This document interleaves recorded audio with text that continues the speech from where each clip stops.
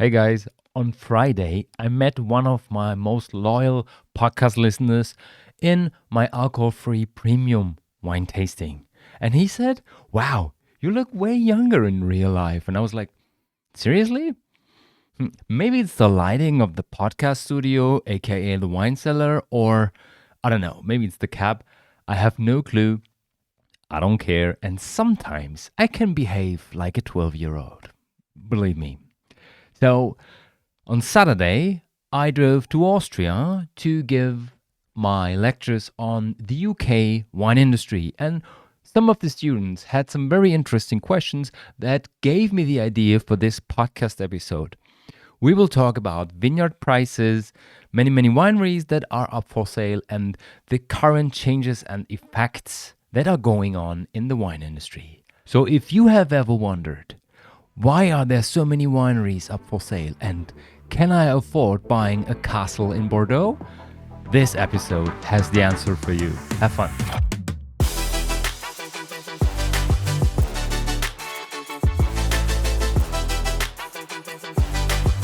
Welcome to the Pinot and Pixel podcast episode number 247.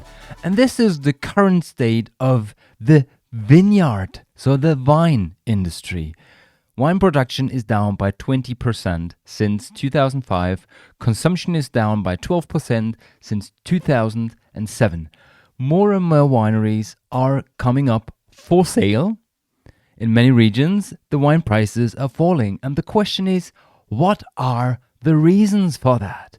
And I want to start with the reasons why some owners might consider selling their vineyards and or their wineries, and then we will have a look at the price levels of the vineyards around the world. So let's start with the reasons why you put a vineyard up for sale. And I mean, sometimes the most logical things are the ones that aren't necessarily the reasons why you usually are doing things.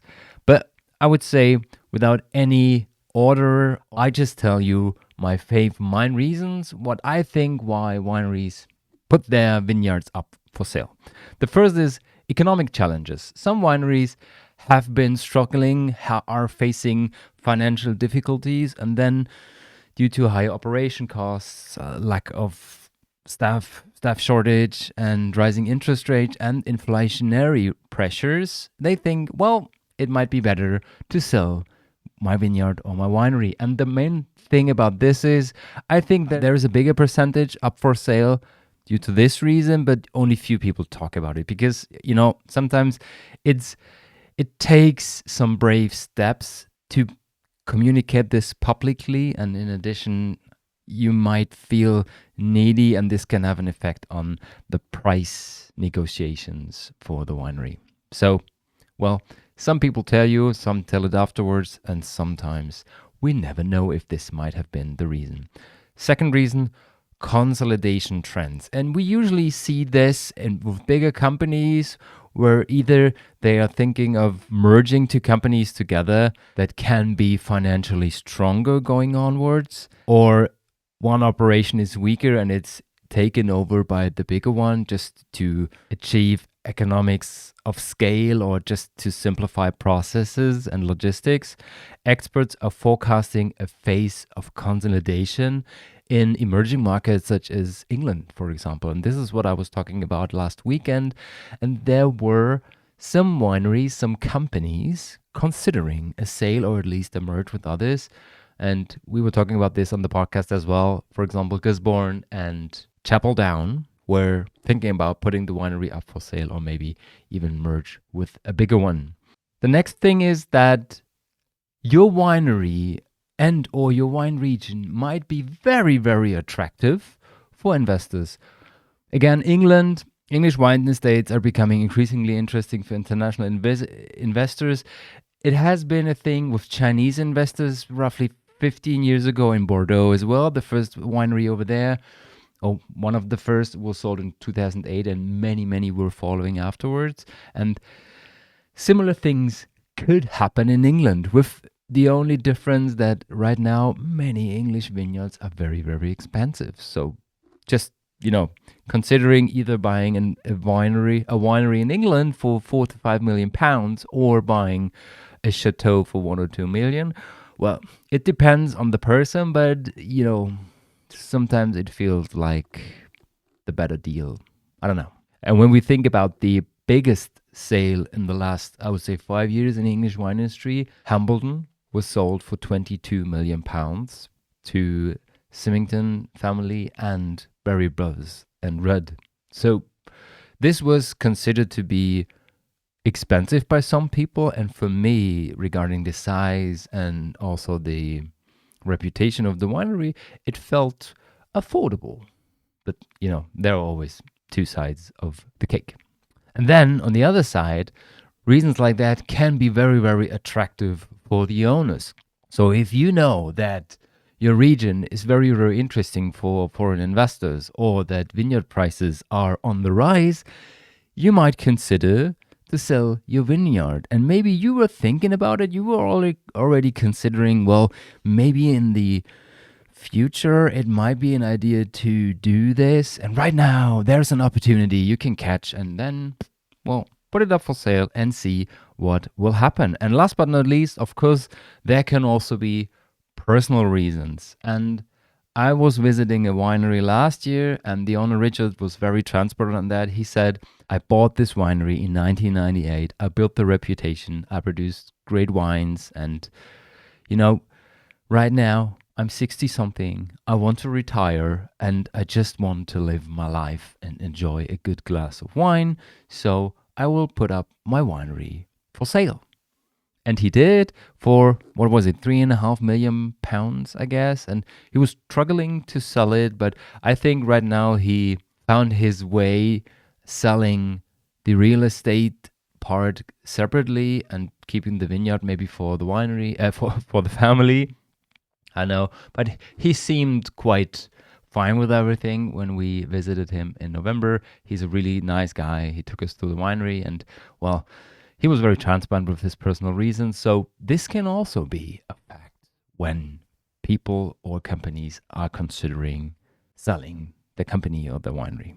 And talking about the attractiveness for investors or owners, vineyard prices are a very, very big issue. And every now and then you can find some research by Knight Frank on the internet. The Knight Frank index is also talking about the most valuable goods on the planet every year. Whiskey and wine is also part of it. Of course, NFTs were part of it a couple of months maybe. Well, but they recently published, the link is in the show notes, by the way, their analysis on the vineyard prices worldwide. And we saw global vineyard prices plummet. Just to give you some numbers. South Australia Riverland, minus 50%. New Zealand Marlborough, minus 33%. We're talking about the prices in 2024. Barossa Valley, minus 10%. Los Carneros in California, minus 15%. Côte d'Iron, minus 10%. And according to data from French Land Registry Authority SAFER, the average price for AOC vineyards is currently around 150,000 euro per hectare, and the non-AOC vineyard is sitting just around 15,000 euro a hectare. That is very cheap. And of course, when you have losers, sometimes you also have winners, and we will talk about the winners in a second, and there won't be any regions in France. We will jump over to Italy, but for 1 second, we stay in France, talking about one of the most, I would say, crazy announcements in the last weeks when it comes to real estate offers in the wine space. Chateau Latour Laguin is up for sale for 150,000 euro. That is a banger. We are talking about 30 hectares on the vine, a beautiful castle, and it was one of the first wineries that was bought by a Chinese investor in 2008, I guess, when many, many others followed. An estimated 300 wineries were bought by Chinese investors over the next 5 to 6 years. And right now, there is a change. China is less interested, especially in the cheaper versions of Bordeaux wine. Secondly, Bordeaux is sitting on a huge stock of wine and people are getting less and less interested. There's an overproduction of Bordeaux wine.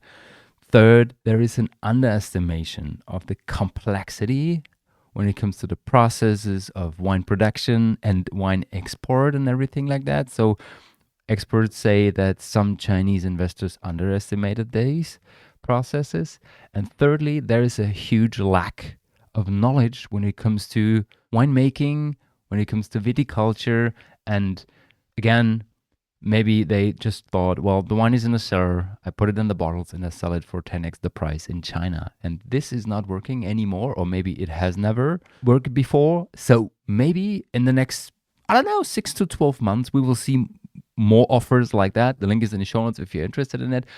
Chateau Latour Laguin, 150,000 euro. And just according to the short text that is added to the offer and the pictures, you might have to invest a couple of 100,000 more to, let's say, renovate the building and everything. And I don't know if it is worth it, but it's look at the pictures. It's beautiful, actually. And if you have ever thought about being a castle owner in Bordeaux, this might be your chance. Well, yes.